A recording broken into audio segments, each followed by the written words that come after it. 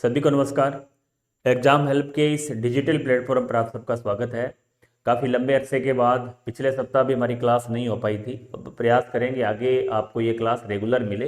Rajasthan current affairs की श्रृंखला के अंदर चाहे आप राजस्थान की विभिन्न भर्तियों में मुख्य रूप से शिक्षक भर्ती ग्रेड फर्स्ट ग्रेड सेकंड लेब असिस्टेंट अन्य कॉलेज लेक्चरर जिन भी परीक्षाओं के अंदर राजस्थान करंट अफेयर्स का पाठ पूछा जाता है, उस श्रृंखला में हमने एक नई शुरुआत की थी। हमने प्रयास किया था और आगे करेंगे भी कि करंट अफेयर्स हर महीने का जो आपको करंट अफेयर्स है वो उपलब्ध हो और इस तरीके से उपलब्ध हो कि आपको उसके अलावा कुछ भी पढ़ने की आवश्यकता ना रहे। सार संग्रह जिसमें हम सूजस है, राजस्थान क्रोनोलॉजी है या राजस्थान के ऑथेंटिक्स बुक है, उनके माध्यम से जो की पॉइंट्स है, महत्वपूर्ण पॉइंट्स है, उनको आपको बताने का प्रयास करेंगे। इसके साथ साथ जो टेलीग्राम चैनल है एग्जाम हेल्प सूरतगढ़, उसके ऊपर आपको इसकी पीडीएफ उपलब्ध होगी। आप पीडीएफ के माध्यम से भी इसको पढ़ सकते हैं। अब इसमें जिस भी महीने के, अब हम जनवरी माह कर रहे हैं, इससे पहले हमने वन रिपोर्ट राजस्थान के बारे में इससे पिछले वीडियो में देखा था। उससे पहले दिसंबर करंट अफेयर्स पार्ट 1 पार्ट 2 देखा था। अब हम जनवरी महीने का जो करंट अफेयर्स है वो पार्ट 1 और इसके बाद एक क्लास और रहेगी। 2 क्लास के अंदर आपका पूरा जनवरी माह कंप्लीट हो जाएगा। फिर हम फरवरी को शुरू करेंगे, मार्च अप्रैल, इस प्रकार से हर महीने में आपकी 2 से 3 क्लास रहेगी। तो आप सभी इस मुहिम के साथ जुड़ें और अधिक से अधिक अपने जो साथी उन तक इस क्लास को शेयर करें, ताकि आप जैसे जो भी साथी हैं उनको करंट के मामले में किसी अन्य पढ़ने की वस्तु पढ़ने की आवश्यकता ना रहे। क्योंकि करंट अफेयर्स के लिए काफ़ी समस्याएं रहती हैं। करंट अफेयर्स हम कैसे तैयार करें, कहाँ से पढ़ें, तो यहाँ आपको पूरा पका पकाया माल मिलेगा। उसको आपको केवल पढ़ना है और याद करना है। तो हम शुरू करते हैं आज के करंट अफेयर्स की क्लास, जिसके अंतर्गत सबसे महत्वपूर्ण है अभी इस महीने के अंदर आपको इसमें 26 जनवरी के आसपास आपको पद्म श्री अवार्ड दिए गए थे, जिसके अंतर्गत राजस्थान के 3 व्यक्तियों को, टोटल राजस्थान के 3 व्यक्तियों को यहाँ पद्म श्री अवार्ड दिए गए हैं। किस क्षेत्र में दिए गए हैं, यहाँ से कैसा प्रश्न आता है। सबसे महत्वपूर्ण है उस व्यक्ति का नाम, उस दूसरा महत्वपूर्ण है उस व्यक्ति का क्षेत्र, और तीसरा महत्वपूर्ण है उसका जन्म स्थान या उसका क्षेत्र जहां से वह बिलोंग करता है, जहां उसका कार्य क्षेत्र रहा है, उनका संबंध किस जिले से है। इस प्रकार के प्रश्न यहां से पूछे जाते हैं। टोटल 3 को किस क्षेत्र में दिया गया है और नाम क्या है उनका और उनका जिला कौन सा है। तो हम शुरुआत करते हैं, उसी कड़ी में हमने लिख रखा है। पहला है बेगम बतूल। बेगम बतूल एक संगीत के क्षेत्र में इन्हें दिया गया, इनका संबंध आपके जयपुर जिले से है। दूसरे हैं सीन काफ निजाम, इनका संबंध साहित्य व शिक्षा से है और ये जोधपुर जिले से संबंध रखते हैं। इसके साथ है बैजनाथ महाराज, महाराज लगते ही मतलब आध्यात्म से इनको दिया गया और इनका संबंध आपका सीकर से। तो इन 3 लोगों को पद्म श्री अवार्ड दिया गया, तीनों ही राजस्थान से संबंधित हैं और राजस्थान के अंदर पहले जयपुर से, जोधपुर से और सीकर से। पहला है बेगम बतूल जो संगीत के क्षेत्र में दिया गया है, सीन काफ निजाम जिन्हें साहित्य व शिक्षा के क्षेत्र में दिया गया है, बैजनाथ महाराज जिसे अध्यात्म के क्षेत्र में दिया गया है। राजस्थान की विभिन्न परीक्षाओं के अंदर इनको किसी भी तरीके से आपसे यह प्रश्न पूछा जाए तो आपका यह प्रश्न गलत नहीं होना चाहिए। जिस तरीके से एग्जामिनर पूछेगा वो महत्वपूर्ण की पॉइंट्स मैंने यहाँ लिख दिए हैं। तो आपको ये तीनों नाम अच्छे तरीके से याद रखने हैं। 2025 के ये अवार्ड है जो आपको मुख्य रूप से याद रखने हैं। आगे इसके अलावा कई बार बहुत एग्जामिनर डीप के अंदर जाए तो राजस्थान के 2 व्यक्ति ऐसे हैं जिनका संबंध राजस्थान से कोई समय में रहा है, अब वो राजस्थान के मूल निवासी नहीं है, यहां से शिफ्ट हो चुके हैं। जैसे पहले व्यक्ति है रिक्की ज्ञान केज। रिक्की ज्ञान केज ये वर्तमान में कर्नाटक के निवासी को कला के क्षेत्र में दिया गया है, जो कोई जमाने में चूरू में रहा करते थे या इनका फैमिली, इनका परिवार चूरू में रहा करता था। अब वो कहां चले गए, कर्नाटक में चले गए हैं। इसी तरह पवन गोयनका, आपने नाम सुना होगा, सीकर लक्ष्मणगढ़ के अंदर गोयनका स्कूल का नाम। सीकर के पूर्व व्यापारी हैं और ये अभी वर्तमान में कोलकाता में व्यापार कर रहे हैं। उद्योग के क्षेत्र में इनको पुरस्कार दिया गया है। तो ये दोनों व्यक्ति ऐसे हैं जो कहीं ना कहीं अपने इंपॉर्टेंट है, राजस्थान से जुड़े हुए हैं, लेकिन वर्तमान में राजस्थान में निवास नहीं कर रहे हैं। तो ऐसा प्रश्न आपको एग्जाम के अंदर पूछा जा सकता है। तो इन दोनों का नाम भी आपको ध्यान में रखना है। राजस्थान के 3 व्यक्तियों को मूल रूप से पूछे, राजस्थानी मूल के लोगों को यदि पद्म श्री बात करें तो यहाँ 2 लोगों को दिया गया। आगे है राज्य स्तरीय गणतंत्र दिवस समारोह, पूछा जाता है कई बार। तो आपका राज्य स्तरीय गणतंत्र समारोह 26 जनवरी जो है वो आपका उदयपुर में आयोजित किया गया था। तो ये पहला पॉइंट है, महत्वपूर्ण है, काफी अच्छे प्रश्न यहां से बन सकते हैं।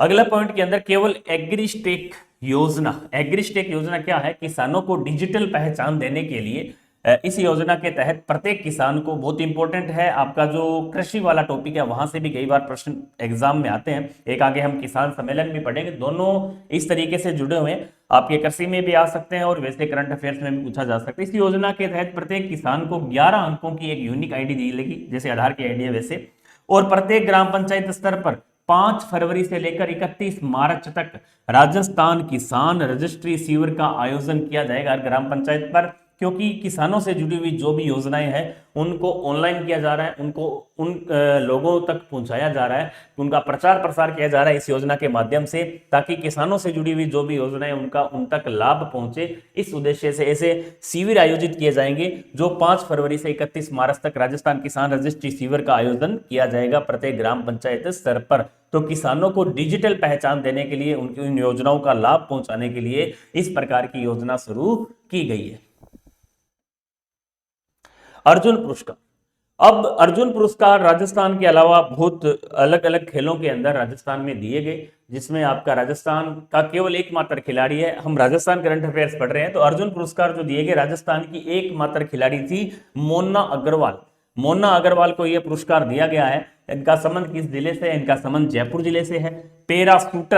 पैराशूटर खिलाड़ी है मोना अग्रवाल, जिन्हें 2024 के लिए अर्जुन पुरस्कार से सम्मानित किया गया है। इन्होंने क्यों दिया इन्हें? क्योंकि मोना अग्रवाल ने पैरा ओलंपिक में 10 मीटर एयर राइफल के अंदर SH1 इवेंट में 228.7 का स्कोर कर कांस्य पदक जीता था, इसलिए इनको क्या दिया गया है? अर्जुन पुरस्कार से सम्मानित किया गया। तो ये चीज आपको महत्वपूर्ण है। राजस्थान की एकमात्र खिलाड़ी है जिन्हें अर्जुन पुरस्कार दिया गया, उनका नाम क्या है, उनका संबंध किस खेल से, उनका संबंध किस जिले से है, ये चीजें आपको ध्यान में रखनी है।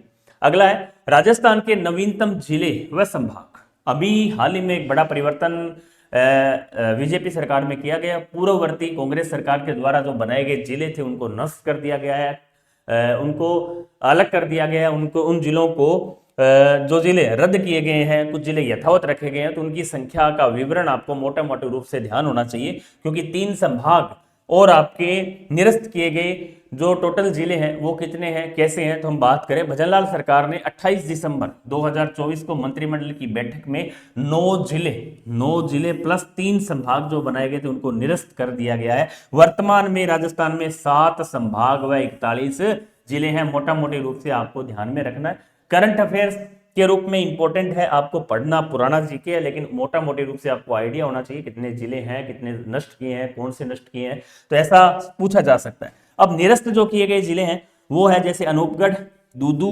गंगापुर सिटी, जयपुर ग्रामीण, जोधपुर ग्रामीण, केकड़ी, नीम का थाना, सांचौर और शाहपुरा। ये जिले क्या किए गए हैं? रद्द कर दिए गए हैं। वह यथावत किन जिलों को रखा गया है? फलोदी यथावत है, बालोतरा, कोटपुतली बहरोड, खेरथल तेजारा, डी, कुचामन और सलूम्बर और ब्यावा, इन जिलों को क्या रखा गया है? यथावत रखा गया है। तो ऑल ओवर हमारे पास बचे हुए जिलों की संख्या 41 और संभाग हमारे कितने? 7। ऐसा प्रश्न भी पूछा जा सकता है। इसको आपको पता है, इस संबंधित जिले की जो नई कमेटी थी वो की ललित के पंवार की अध्यक्षता में इसका दोबारा से विस्तार किया गया, और इससे पहले राम लोहिया कमेटी थी जो कांग्रेस सरकार में थी, उसके समय उन जिलों को बनाया गया था। इसके अलावा राज्य स्तरीय युवा महोत्सव, प्रश्न आता है कई बार कि राज्य स्तरीय युवा महोत्सव का आयोजन कहां किया गया और कब किया गया। तारीख पूछे आपको तो 8 से 12 जनवरी को किया गया, महत्वपूर्ण है। कब किया गया? जयपुर में आयोजन इनका किया गया। मानक अलंकार ये पुरस्कार है, किससे संबंधित है? पत्रकारिता के क्षेत्र में दिया जाने वाला पुरस्कार है, जिसमें 43वां, आपको 41 भी दिया गया, 42 भी दिया गया, लेकिन वो याद नहीं रखने, आपको करंट का याद रखना है। 43वां 2024 का किसे दिया गया? महावीर शर्मा को, पत्रकार है, महावीर शर्मा को दिया गया। हाल ही में राजस्थान हाईकोर्ट को कितने न्यायाधीश मिले हैं? हाल ही के अंदर राजस्थान कई बार पूछ लिया जाता है, करंट अफेयर से जुड़ा हुआ है, राज्यपाल भी हमारे सिलेबस में है, इससे जुड़ा हुआ आ जाता है कई बार कि 3 ऐसे व्यक्ति हैं जिनको हाल ही में उच्च न्यायालय में 3 न्यायाधीशों की नियुक्ति की गई है राजस्थान हाईकोर्ट के अंदर, जिनके नाम इस प्रकार हैं: चंद्रशेखर शर्मा, प्रमिल कुमार माथुर, चंद्र प्रकाश श्रीमाली। इन तीनों लोगों को हाल ही में क्या किया गया है? राज्य सरकार ने इनकी नियुक्ति की है। चंद्रशेखर शर्मा है, प्रमिल कुमार माथुर है, चंद्र प्रकाश श्रीमाली, इन तीनों को कहां लगाया गया? राजस्थान हाईकोर्ट में न्यायाधीश बनाया गया। मुख्यमंत्री शिक्षित राजस्थान अभियान बहुत महत्वपूर्ण है, स्कूली शिक्षा से जुड़ा हुआ है।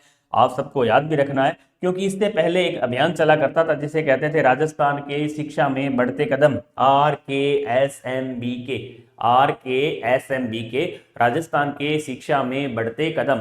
ये परीक्षा है जिसका आयोजन किया जाता है, उसकी जगह अब नया नाम इसका रखा गया मुख्यमंत्री शिक्षित राजस्थान अभियान। इसका नाम है मसरा, MASRA, मसरा राजस्थान मुख्यमंत्री शिक्षित राजस्थान अभियान।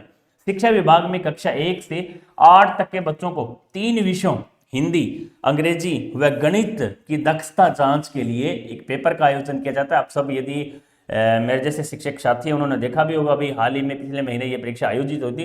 पूर्व में ये परीक्षा राजस्थान की शिक्षा में बढ़ते कदम के नाम से आयोजित की जा रही थी। तो राजस्थान की शिक्षा में बढ़ते कदम के नाम बदलकर उसका नाम क्या रखा गया है, मुख्यमंत्री शिक्षित राजस्थान अभियान। अंतरराष्ट्रीय ऊंट महोत्सव 10 से 12 जनवरी बीकानेर में आयोजित किया गया था। 10 से 12 जनवरी बीकानेर में आयोजित किया गया था क्या, ऊंट महोत्सव। यह 31वां अंतरराष्ट्रीय ऊंट महोत्सव था और इसका आयोजन बीकानेर में किया गया 10 से 12 जनवरी को।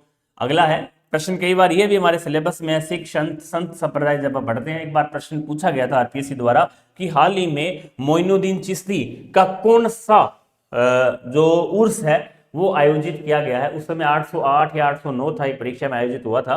तो ऐसा प्रश्न यदि आए हाल ही में 2024-25 के अंदर इसका कौन सा उर्स आयोजित किया गया, तो आप सब बताएंगे। इसका 813वां उर्स हाल ही में आयोजित अजमेर में संपन्न हुआ है। 823वां ये उर्स था उनका और इसका संपन्न हुआ है।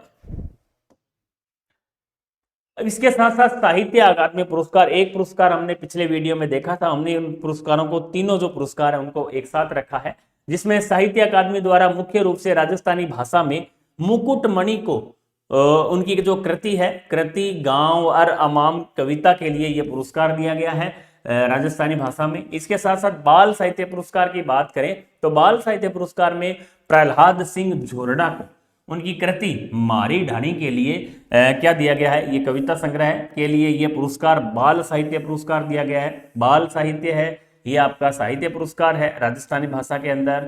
ये आपका क्या है, युवा साहित्य पुरस्कार। अब हम युवा साहित्य पुरस्कार की बात करें तो राजस्थानी भाषा में सोनाली सुथार को कृति उनकी है शुद्ध सोंदू जग, शुद्ध सोंदू जग कृति के लिए, शुद्ध सोंदू जग अंगणों, ये पूरा नाम है इसका, शुद्ध सोंदू जग अंगणों कविता के लिए इन्हें यह पुरस्कार दिया गया है।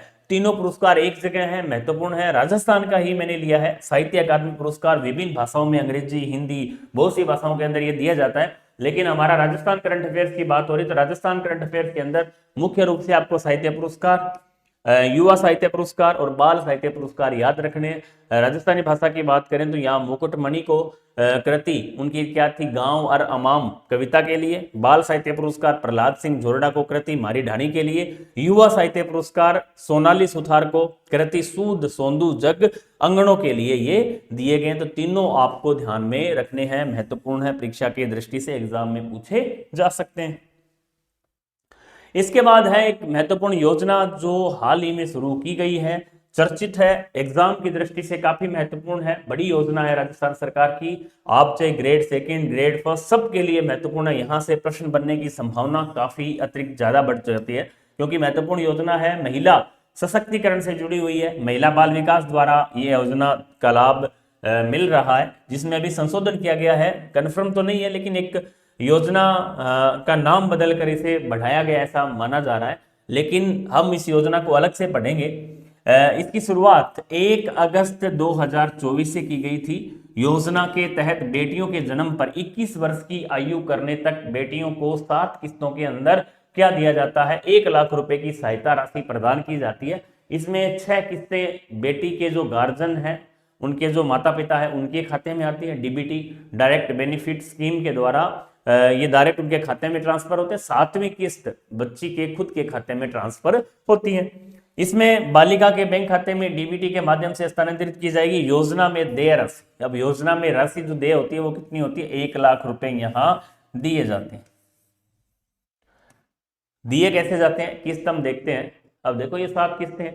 पहली किस्त, पात्र चिकित्सा संस्थानों में बालिका के जन्म पर, पात्र चिकित्सा संस्थान मतलब या तो गवर्नमेंट जो हॉस्पिटल है वहां बच्ची का जन्म हो, या गवर्नमेंट द्वारा प्रमाणित जो प्राइवेट हॉस्पिटल है वहां भी यदि बच्ची जन्म लेती है तो उसके जन्म के ऊपर बच्ची को 2,500 रुपए की सहायता दी जाती है।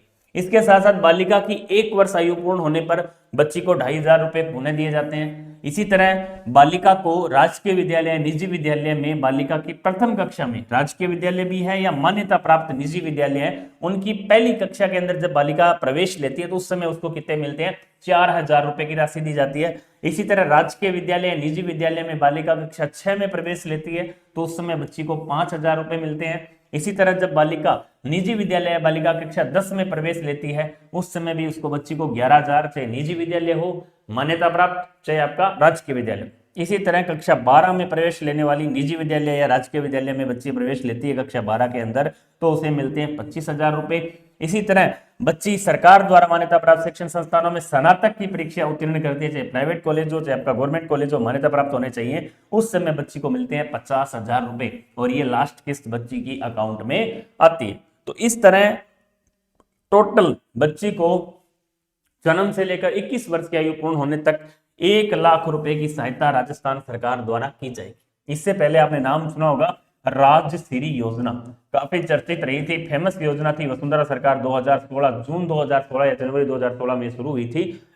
उस समय इससे काफी प्रश्न परीक्षा में पूछे गए थे। मुझे उम्मीद है इस प्रकार की योजना महिला सशक्तिकरण से जुड़ी हुई योजना है, आने वाले समय में आपको यहां से भी खूब प्रश्न देखने को मिलेंगे। मैंने पूरी योजना आपको बताई है जिसमें यहां हमने पूरा योजना की शुरुआत कब हुई, कैसे मिलेंगे, ये हमने योजना का पूरा खाका देखा है कि बच्ची को कब कब सहायता राशि है जो दी जाती है। तो आपको ये पूरी चीजें याद रखनी है, मैंने महत्वपूर्ण इसलिए आपको ऐड किया है क्योंकि बड़ी योजना है, 1,00,000 रुपए की आज तक की सबसे बड़ी योजना राज्य सरकार की है, तो यहां से प्रश्न बनने की संभावना 100% रहेगी।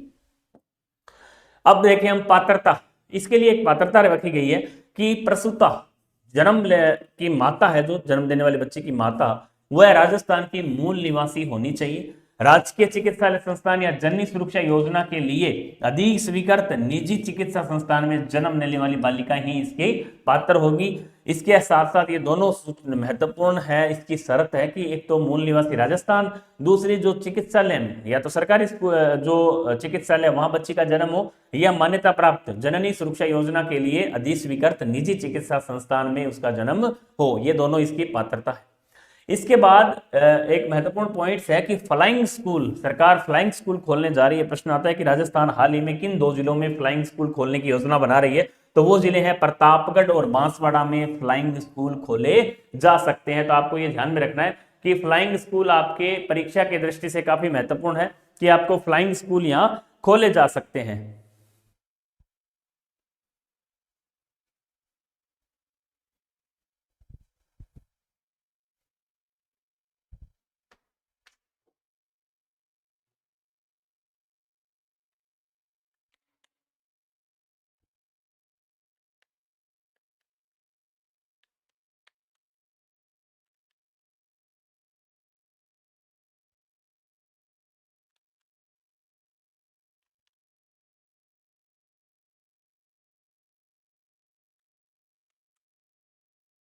हेलो।